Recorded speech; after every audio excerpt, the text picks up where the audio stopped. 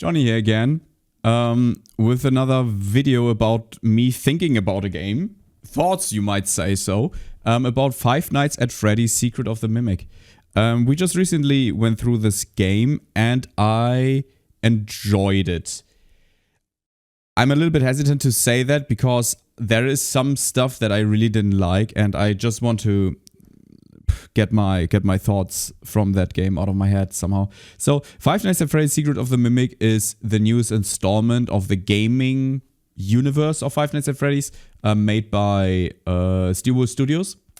It is a prequel. It plays in the past because it sheds light on the introduced mimic in Five Nights at Freddy's Ruin, the DLC to Five Nights at Freddy's Security Breach, and tries to give us more information about the earlier stages of that part of the Five Nights at Freddy's universe with the animatronics and with the mimic and stuff.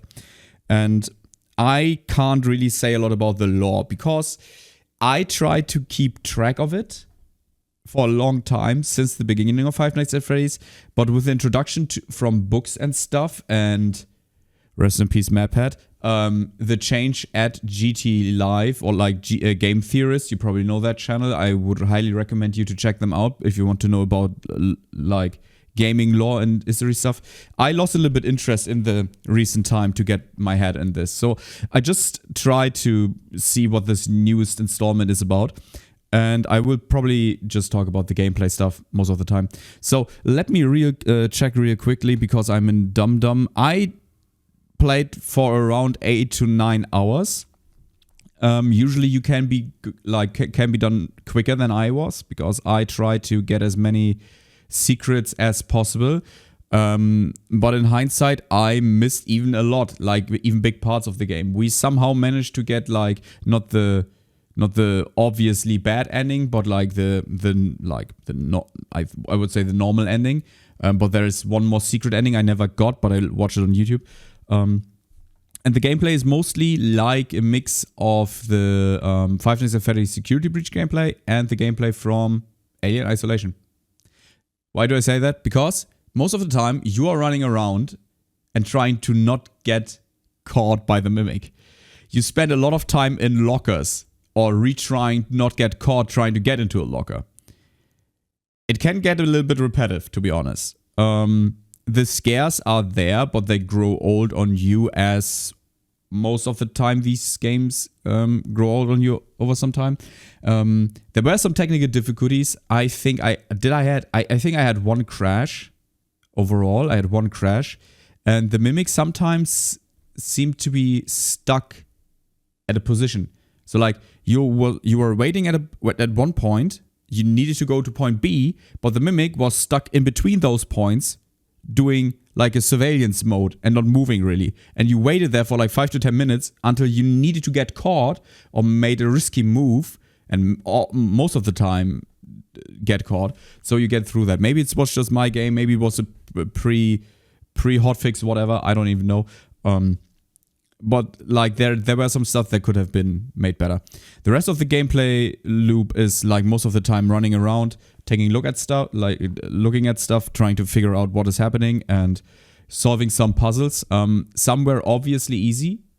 Others were so difficult to figure out that I was stuck unnecessarily at some points. So the game does not take you directly at your hand, sometimes a little bit and sometimes not at all. So it wasn't always obvious what to do. They provided you with a map in the game, so you could check where you are when you were in a safe room.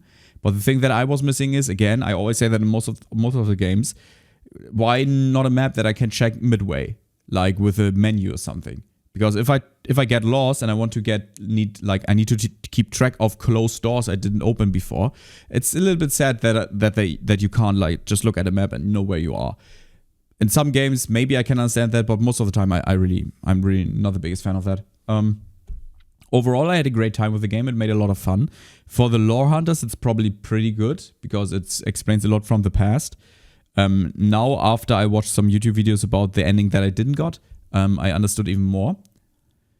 Would I hide a lore behind collectibles that you need to find in your playthrough, or you need to do a new game plus and play a whole second time through the game. I don't know, but I think it's okay. It's not. It's okay. It's okay. So is it worth the money? I guess yes. For the fans, for sure. Should you dive into that game without knowing about Five Nights at Freddy's? I don't think you should, because like this is for the fans. This is for the franchise. It doesn't make sense to just jump into that now. You should at least play Security Breach and Ruin. I would give the game in its own core. I would give it like, I would give it 3 out of 5 stars, because it was janky at some points. The performance was strangely dropping, even for me, sometimes with the frames, but it was overall okay. The mimic stuff did get on my nerves sometimes. And I was stuck not finding my way because I couldn't check a map in between. So this is just the stuff that I didn't like in the game, in regards to the franchise itself. In overall gaming terms, I would give this game maybe 6 of 10 points. Because I think it's very unique. It's very, not unique, it's very niche. So you really need to be a fan of the series, and the gameplay loop is repetitive. It is for the lore hunters. It's not for everyone. So if you're getting into gaming and you want to start gaming, this is not the place to start, I would say. It's still a good horror game. I had some interesting jump scares. This is just an unprofessional opinion of me. It's not scripted at all. Have fun with the game if you want to play it. If not, watch my videos about it, or someone else's videos. Everyone that is a Five Nights at Freddy's fan is probably making videos about this. And I hope I see you in my next live stream. Have a good one. Bye bye.